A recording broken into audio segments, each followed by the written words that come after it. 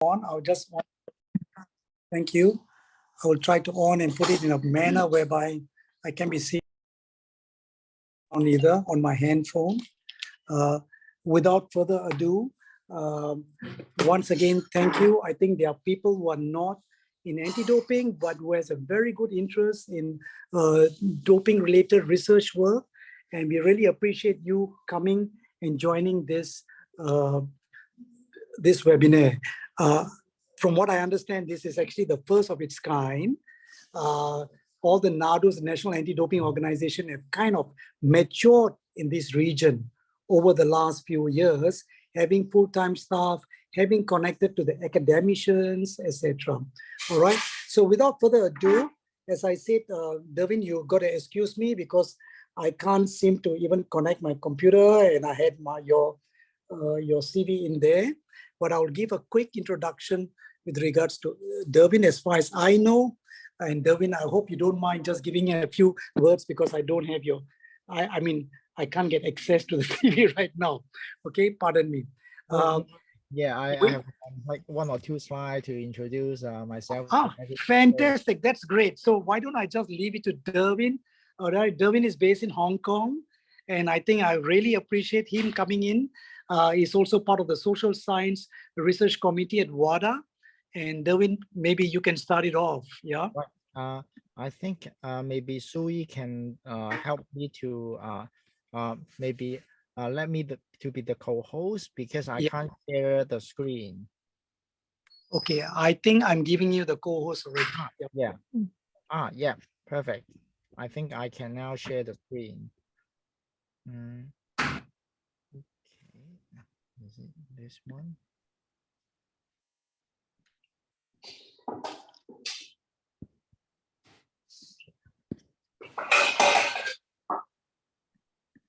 As Dervin is getting ready, I thought I'd just give you an insight. The whole purpose of this is twofold. Dervin has been a committee member at WADA. Social Science Research will probably give us an insight, a very brief insight, and after which he might even highlight some of the areas where we can work on some research in this region. And then it's an open dialogue. We would like you to ask as many questions as possible. All right. Okay, Dervin, continue. Yeah. Can everyone see my screen? I can actually full screen as well. Yes. Easier. Yep, that looks good. Yep, everyone can see. So let me start. Okay. So thanks for coming, and thanks Toby for organizing this little discussion forum. And I think luckily I prepared a few slides. Otherwise, it would be like a pure discussion. But let me introduce myself. So I'm Dervin Chen. I'm based in Hong Kong. I work in the Education University of Hong Kong. I'm now an associate professor. I'm the reason why I'm here, and I have done some research in Asia related to anti-doping and the psychology, social science, and I also belongs to be a member of the WADA SSRG Expert Advisory Group. So representing Asia, I think I should be the only Asian member in the committee. So hopefully I can share with you some useful information, including the priority or topics that are actually also presented in the guidelines in the SSRG website, as well as I know today I also watched the video by Tony Cunningham. He's also here with us today. That's he also make quite a few videos on in YouTube that explain very clearly about the application procedures, what are the priorities of the WADA Social Science Research Grants. So, and today's my sharing is more about how to make it work for researchers in Asia. I think I also make a similar presentation last year when I was invited to present some perspective and as an Asian researcher to conduct anti-doping research in the region. Okay, let me give you some of my little background here. I was actually formerly an athlete, swimming and doing triathlons. I've done some research about the psychology of health behavior. For over 10 years, I'm currently the editor-in-chief of Stress and Health. A few years ago, actually almost like, a few years ago, I proposed inadvertent doping as an important research in sports medicine. And now it is also listed as one of the agenda in the wider social science research. So quite relevant to the grants application. Actually, I also did a research project for the wider social science research grants that look at developing a smartphone application for the avoidance of doping.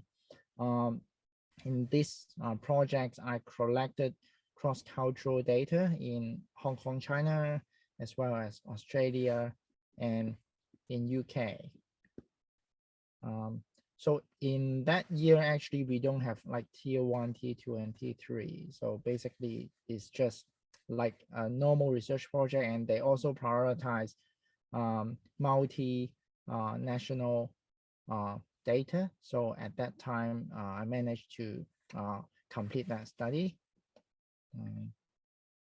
So back to our funding. I think the Tony probably know this a lot better than I do. What are the differences between tier 1, tier 2, and tier 3? So this slide I actually copied from one of his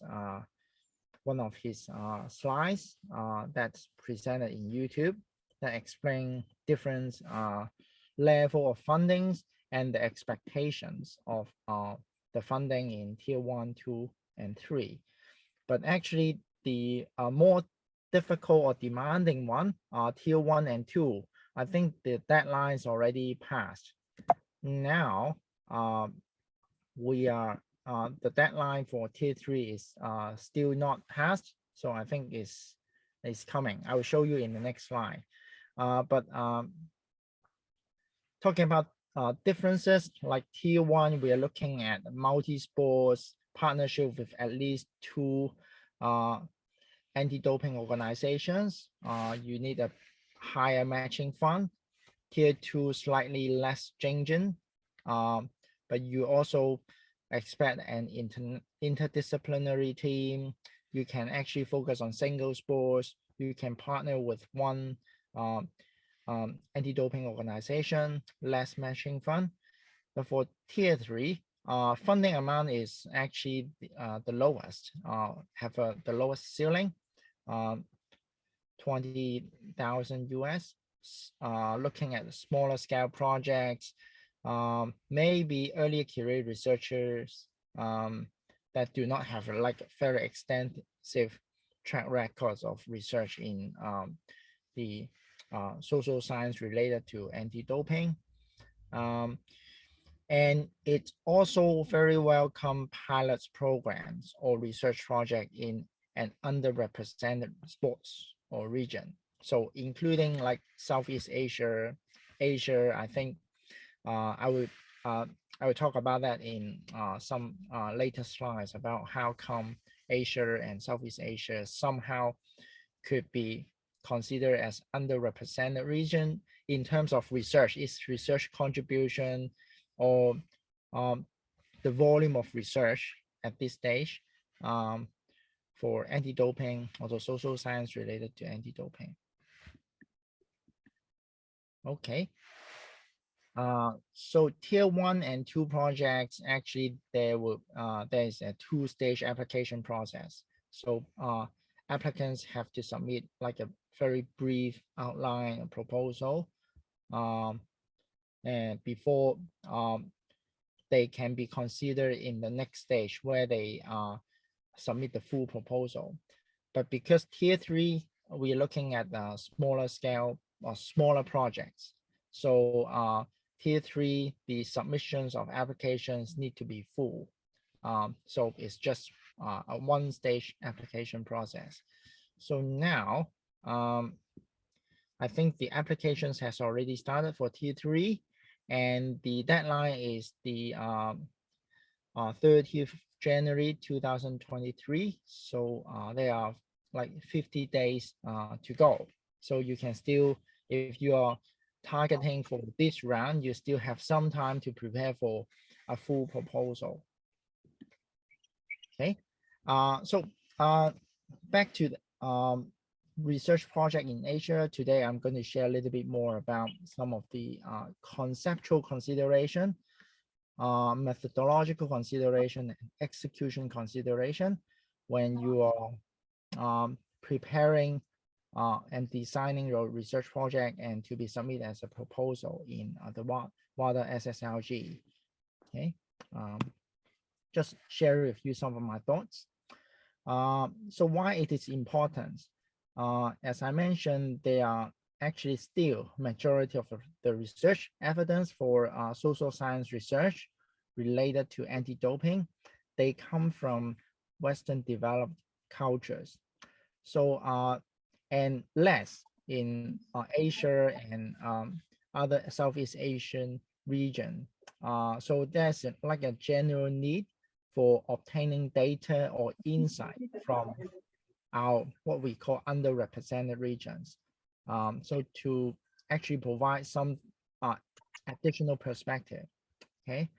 And maybe because of the unique culture and context in Asia that makes some of the theoretical concept doesn't work or doesn't interpret in the same way, or some of sometimes we find that some of the psychological or social factors that are highly important in the Western culture, they might not appear to be the same in Asia or Southeast Asian's culture, or some of the model or psychological framework that outline or delineate the process of change, the sequence of the effects.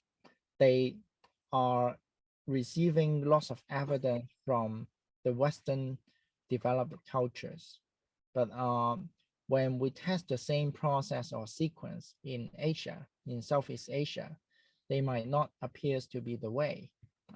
So there's like a genuine need to actually test those theories or concepts that are primarily developed in Western nation and see whether it works in Asia or Southeast Asia, or there are some insights that you can actually draw from Asian culture, Southeast Asian culture, that may also inform the perspective or evidence from the Western world. So actually research in both Western and Eastern culture, they benefit each other. Okay. I'll have to say, although tier 3 saying that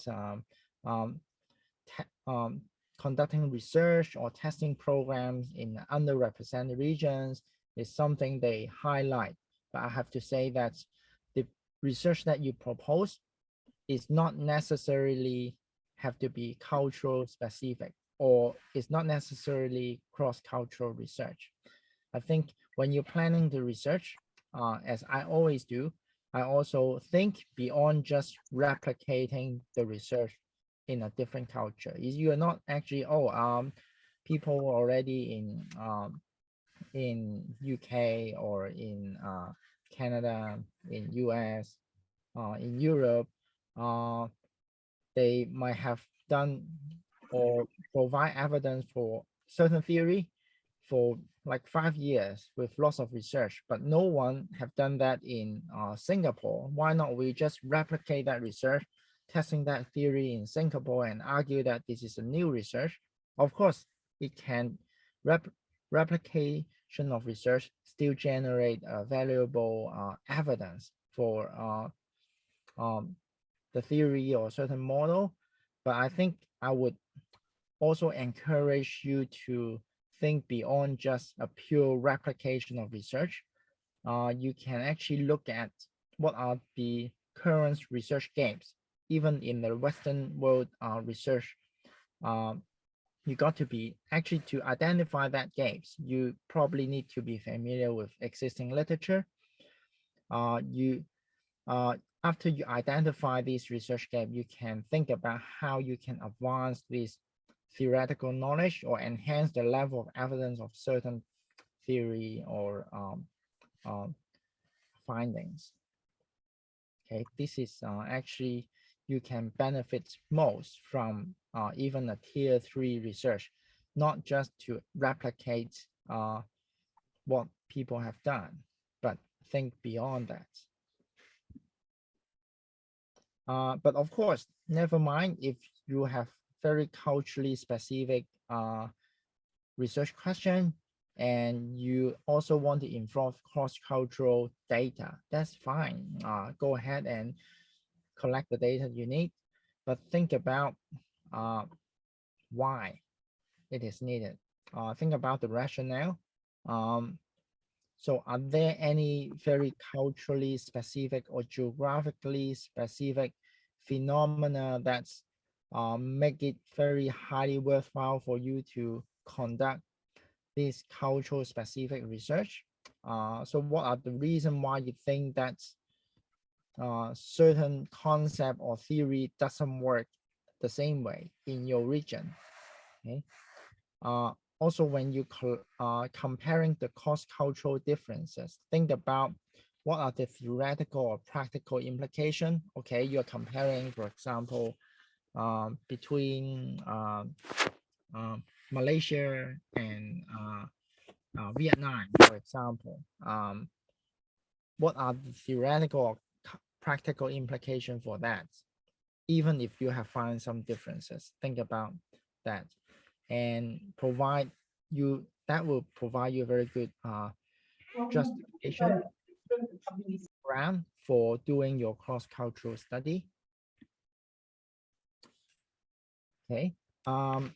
Another thing for conducting research in Asian region is that we don't always need to we can't assume that participants in that regions must belong to the same culture. For example, Hong Kong, Singapore, very multicultural population. So the athletes are not always like Chinese or Malaysian, right? So we have to perhaps make some justification or be more careful when actually justifying the research as a cultural specific research, or we have to be more careful in like screening or identifying the cultural ethnic region of the athletes in your research. Okay. So, and there might be something that's the culture also changed the way that sports center or school or where the athletes are belongs to. That might affect the recruitment. That might affect how you can avoid contamination of your treatment effects within your group. Because if athletes are mostly training in 1 or 2 sports center, it's very hard to actually avoid contamination of treatment effects.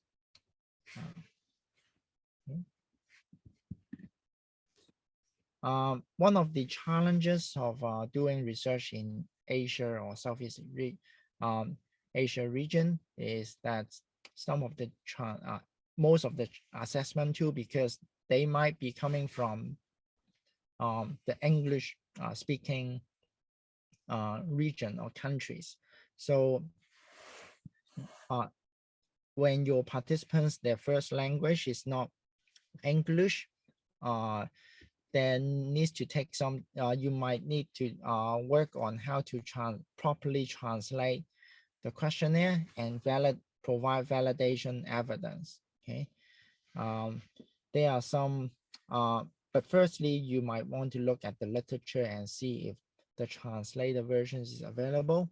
Otherwise, if you have to translate, you might have to follow formal translate and back translate procedure to ensure that the translation and interpretations are actually consistent between the different language versions.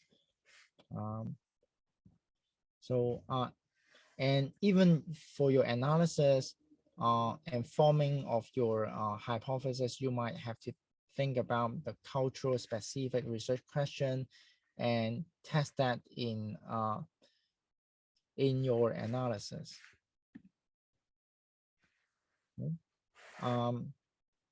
So some consideration when you're collecting the data, maybe in Asia or Southeast Asian regions, the access of participants is slightly different. You might have to obtain certain approval from authority in order to access to athletes participants. And there are some consideration in the data, whether it's actually may have some issues of ownership, storage, privacy. Are there some specific ethical issues? And some countries, they might consider doping as a sensitive issue. So when you're conducting this type of research, you might prepare more solutions to deal with the conflicts if it comes. For example, if the coaches or some officers or in the team, they particularly dislike the research and they might interfere in some way, you might have to be prepared for this situation. But yeah. So finally, you might also want to look at the social impact as it might be the way that people respond to your study is already having some effects on the social context. Sometimes even you pull up a questionnaire and deliver it and collect, even responding a survey, they might actually affect people in a certain way. So what we call the mere measurement effects. So think about that when you plan your study. But of course, these are not the thing that's I don't think WADA or SSRG, when they are evaluating your proposal, they will look at this. But I think I'm talking about how well you execute your study. You have to show that your executability is actually good. Yeah. Okay.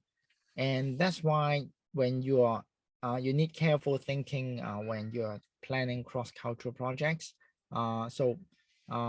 Because it may involve data collection in different regions in the same time or different time.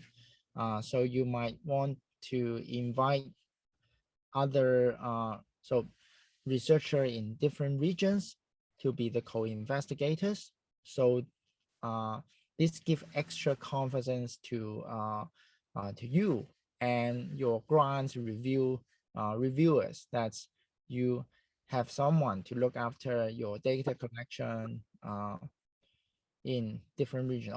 Of course, all the alternative ways, of course, recruiting research assistants who can travel, but of course the cost will be a lot more, and also the response rate as well, and the difficulty, because it's actually not easy to send someone across multiple countries and collect a lot of data.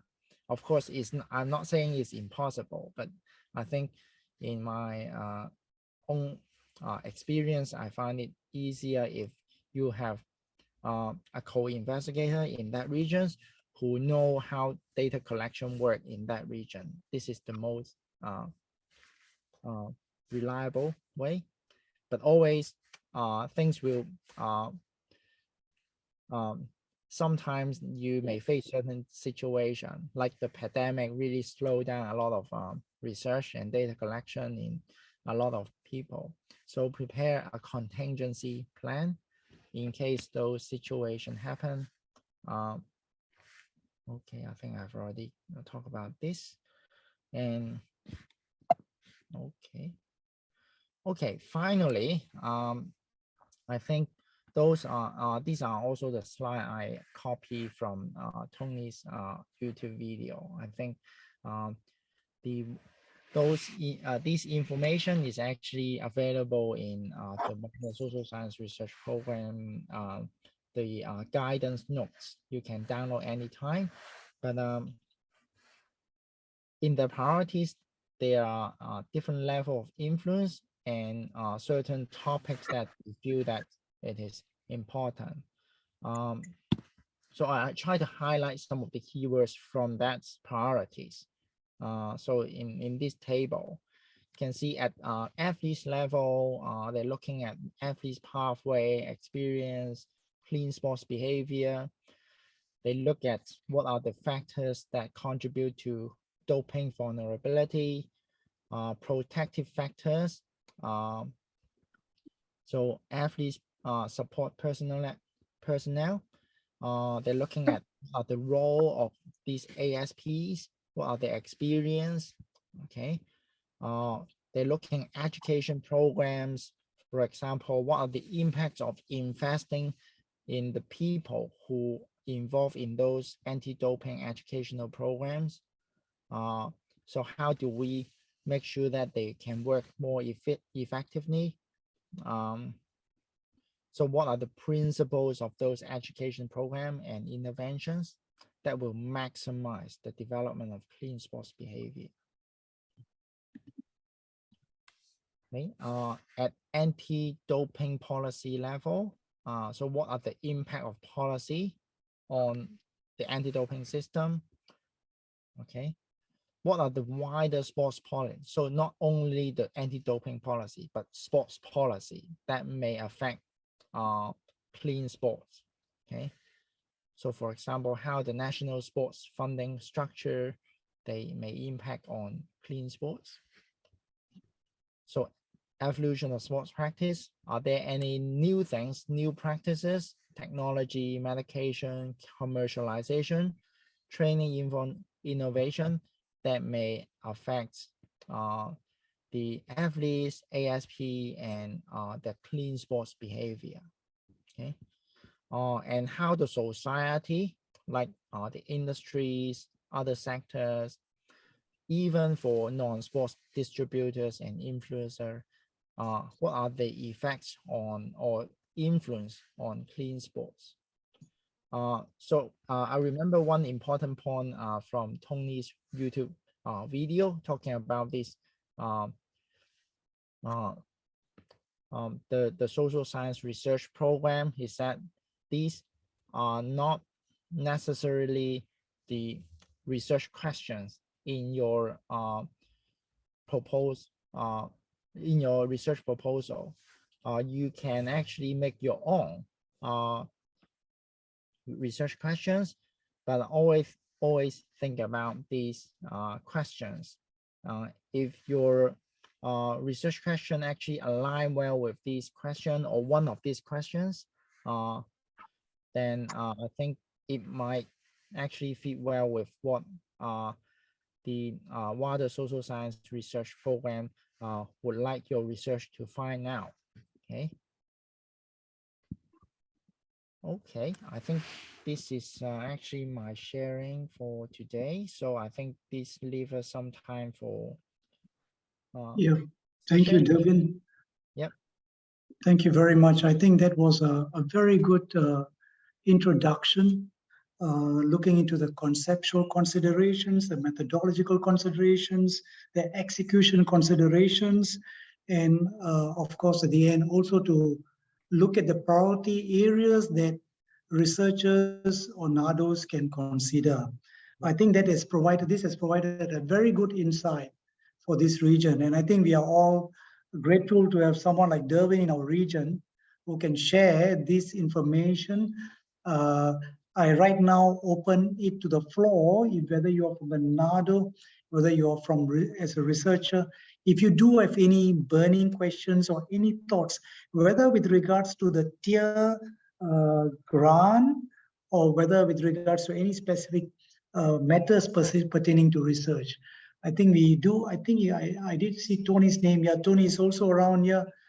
Thanks, Tony, for coming down. And I'm going to leave the floor open. If anyone has any questions, please feel free to unmute yourself and put forth the question, or just raise your hand and if you know what you have. Anyone, any questions, anyone?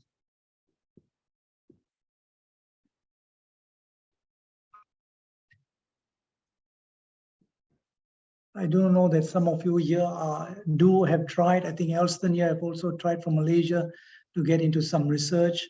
I think one point I thought was one consideration which you may have also covered is like execution.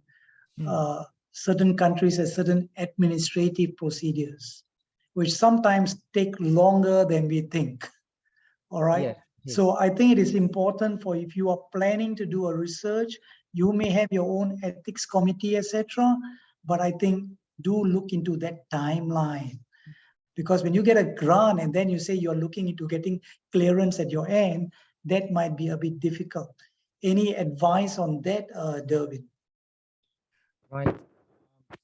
I think I remember when I applied my first water social science grant. I think before, I think when you obtain the results, like saying, oh yes, you have the grants from water, excellence. But before they award you the money, not to you, but your organization, they have to ensure that your research is approved by your institution, like you obtain ethical approval before they give you the money. I don't know whether this policy change now, or I don't think we are asking the applicants to submit the ethics approval procedure before they obtain the grants. But I think this saves us some time and ensure that once you got the ethics approval, you have the right to begin the study and you get the money. Otherwise, yeah, but of course there are some other administrative procedure. For example, often we rely on research assistants or research personnel to collect data. It might take a lot of time to recruit a new person in some of the organization. There might be differences, and like in Hong Kong, I don't know whether it's the same in Singapore. Usually we find it easier to recruit research assistants maybe during the summertime, so which is which is about August, July, because it is the time that we got a lot of fresh graduates from the university. They look for job, so timing is also quite important. So maybe when you are planning the start dates of the study, then think about this issue. It might take like half a year to recruit a very good research assistant. Yeah, thanks. I think those are very important considerations to take into account, because at the end of the day, you may end up getting a grant and you just cannot kickstart it because of all these bureaucratic processes. So it's something you really need to look into. Anyone else have any other questions? Hello. Yes, Rosalie. Yes. Yes, I'm Rosalie from Malaysia. I'm the student from a local Malaysia university.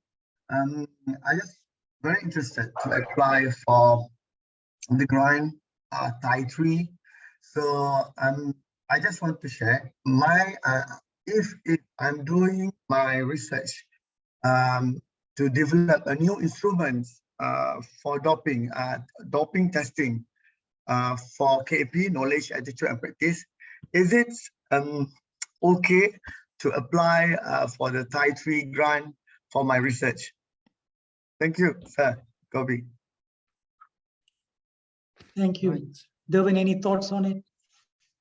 Yes. So if I listen correctly, you'd like to thanks Tony for the clarification. Yeah, I think my understanding should be correct. Yeah, that's it's not required as the application, but it's useful to know that before the funding is released. Yeah, thanks. So I think Rose Lee question is that you would like to do a project related to developing a new instrument, right? For testing the knowledge, right? Yeah, And knowledge, attitude, and practice. Yes. Knowledge, Knowledge. attitude, and practice. Knowledge, attitude, and practice of anti-doping. Yes. Excellent. I think I couldn't think about how it aligned, but I think your topic is actually quite relevant to various research priorities of the WADA that I outlined, especially the athletes level, if you look at the top.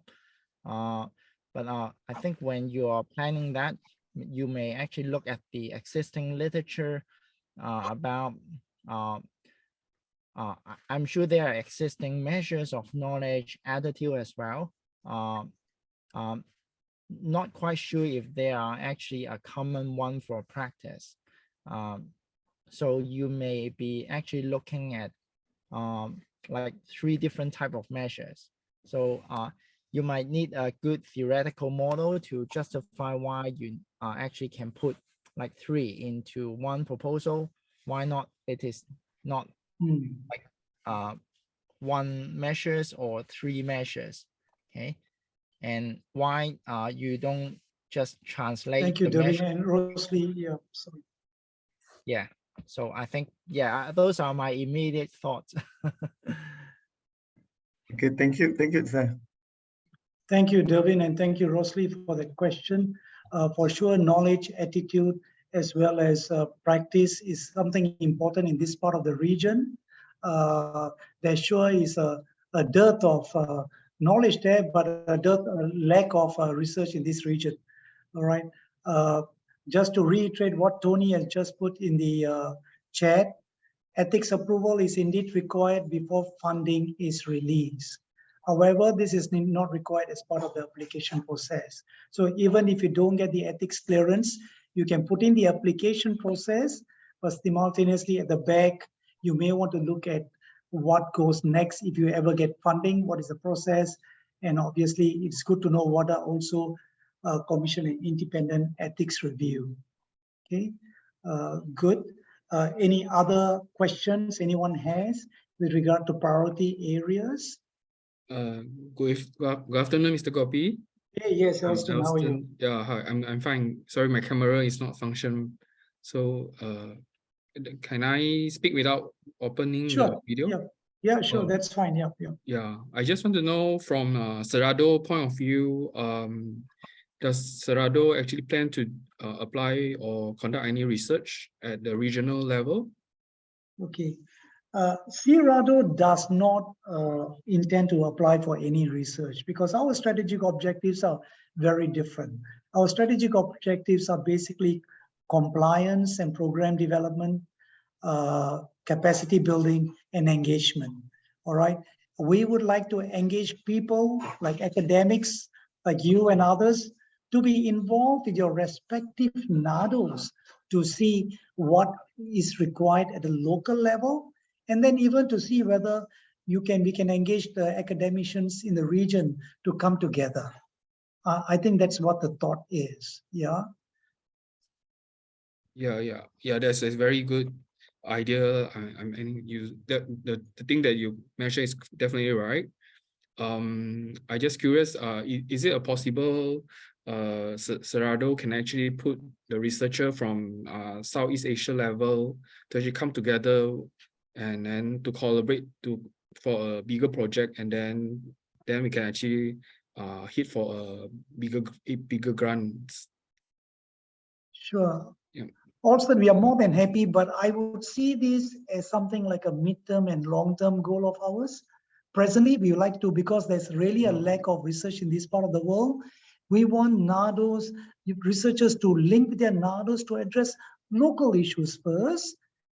Start small first, all right? And then here again, if you really have something area of interest, we are more than happy to actually disseminate the information. There's somebody in this, other universities, other people who are interested, and we can do a collaboration.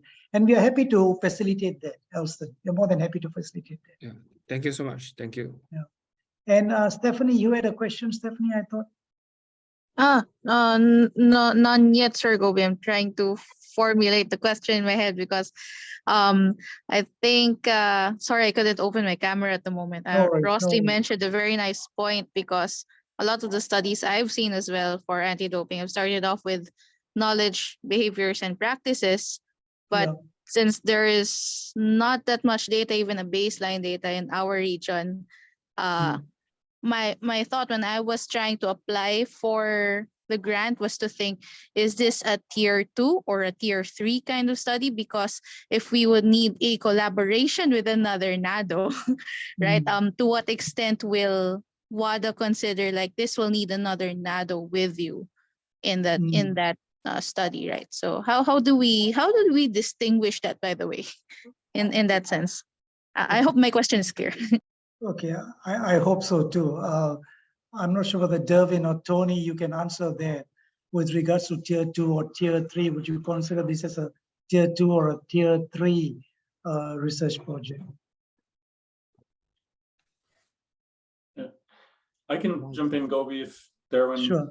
minds, or Darwin, feel free. Yeah. Thanks. Can you see me? Yes, we can see you. Great, thank you, and good to join you, and good to see you as well. Thanks to Derwin for that, and thanks to Stephanie for the question.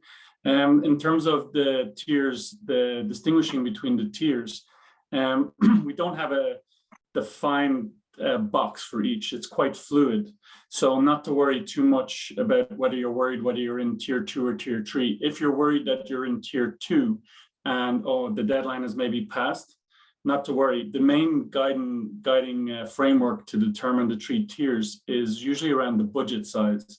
So tier 3s are usually less than $20,000. And if you're looking at conducting some baseline research, maybe surveys, those are usually cheaper. And funnily enough, during the pandemic, they've got even more cheap because people are doing more online. But that idea of knowledge, behavior, and practice is certainly something that if there's a gap, there's no problem in having a number of different NADOs coming together for a tier 3 project as well. So not to worry that it's a tier 3 project should only be a small project with one researcher and no NADO, or one NADO and one researcher. It can be the whole of CRADO countries could come together and put together a tier 3 project if they wished. Thank you. Oh, Tony. thank you very much, sir. That makes Thank it you, much Tony. clearer. Thank you. Yeah. Eugene, you have a question, Eugene? Yes, please. Yeah, my apologies again. I can't on my camera here. This is probably a bit of a continuation of what Stephanie asked, and this is to Derwin and also to Tony.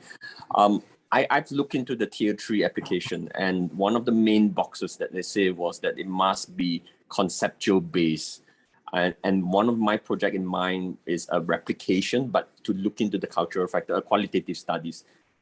Then again, because of that, there wouldn't be any concepts. The conceptual frameworks and all this would not be in existence. So my question is that how important is it then? Because I feel I'm a bit reluctant now to write in some things that I want to replicate this for a cultural one, but I don't have a conceptual framework that, maybe it would outright be rejected by WADO. So just want to get your advice and your opinions about all that. Yeah, it's actually hard. I don't think it's like a necessary for any research proposal to be always very strongly theoretical, got a very good theoretical basis. And in many cases, because in Asia, we actually there might not be a theoretical framework about certain cross-cultural phenomena. So there's no anything or in relation to doping. Of course, you can draw some of the evidence or theoretical framework outside the doping literature that may be plausible and that may kind of strengthen your theoretical basis.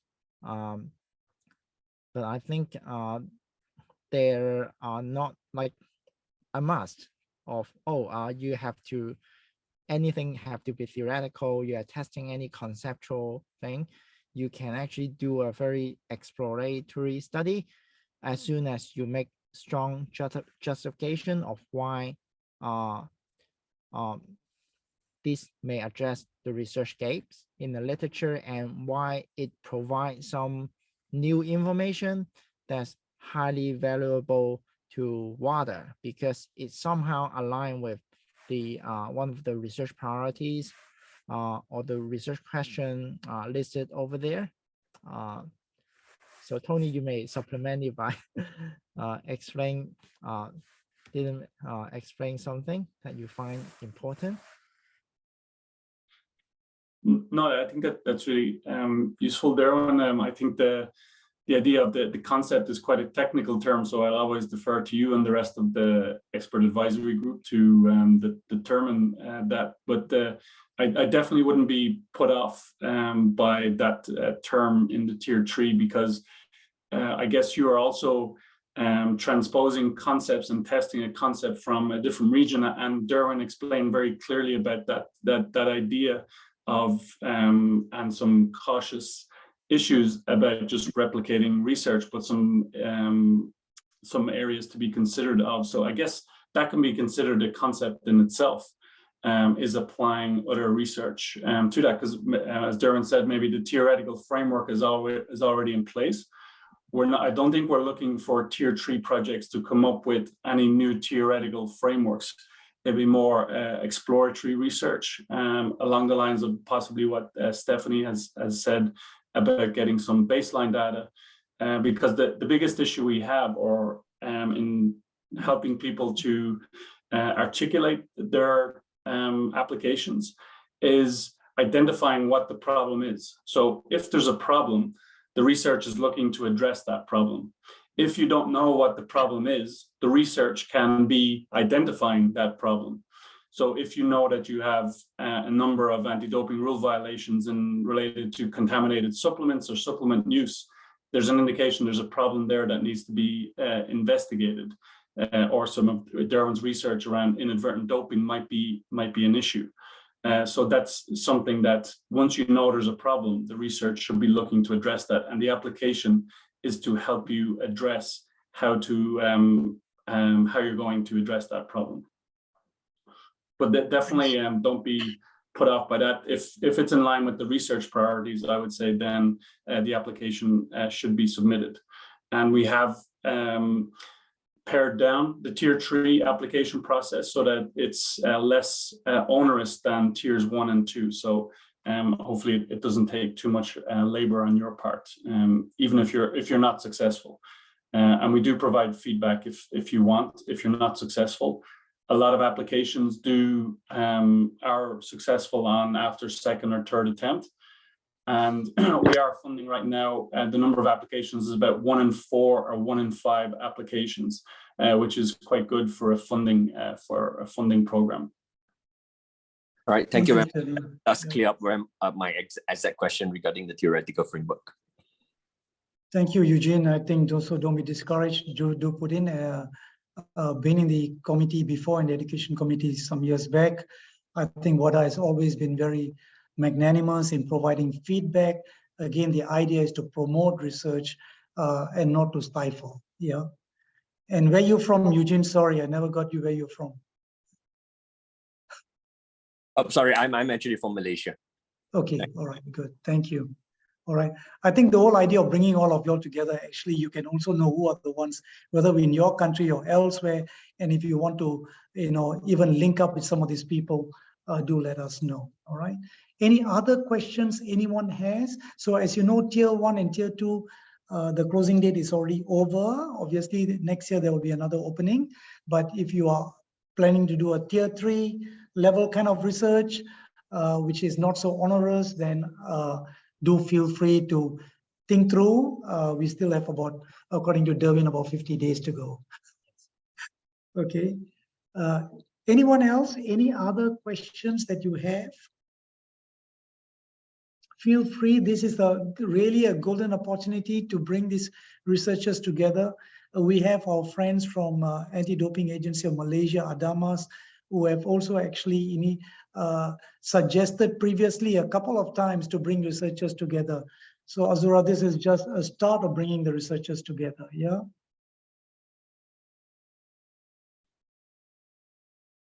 Anyone else? Feel free to put it in the chat if you're shy of speaking.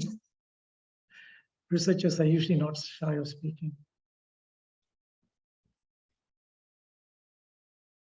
Yeah, I think Gobi, you have done a great job in putting together quite a large group of researchers who is interested to conduct research about anti-doping and social science research. Yeah. No, thank you. I know the whole idea at the end of the day is to bring you all together. We have a common topic to discuss upon. If you go to the academicians, not all academicians are interested in anti-doping research.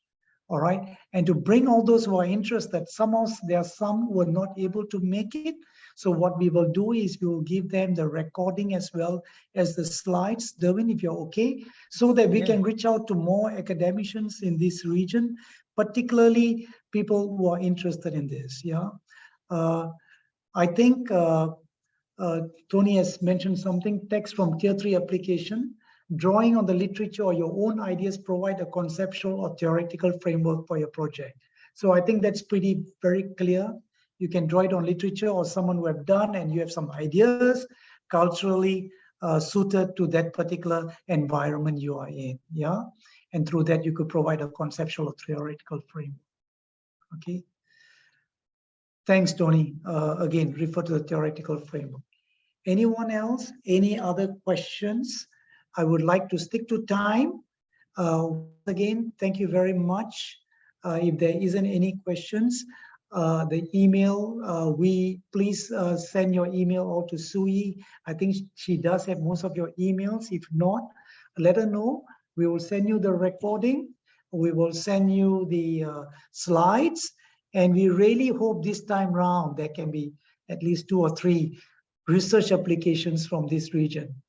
And I said, we are wonderful to have Derwin here. If you think you want to bounce off with him, Derwin, I'm sure you're okay if you share your email with them. And that could be a start of a simple collaboration. Yeah. Yes. It will be in the slide, my email. All right, sure. Thank you. Thank you very much. Stay in touch with everyone. It's a group of people who share similar research interests. I'm sure one day one or others or me will have a chance to see you in conferences and doing research together. Very true. Last but not least, if you can just on your video, we usually like to take a snapshot and put it as a publicity in our Facebook so that we can reach out to more researchers. Okay. All right. Oh, it's nice to see every faces here. Okay, a few more. Let's give a few more minutes for everyone to on. Sompet and team is there. Hi, Manikam.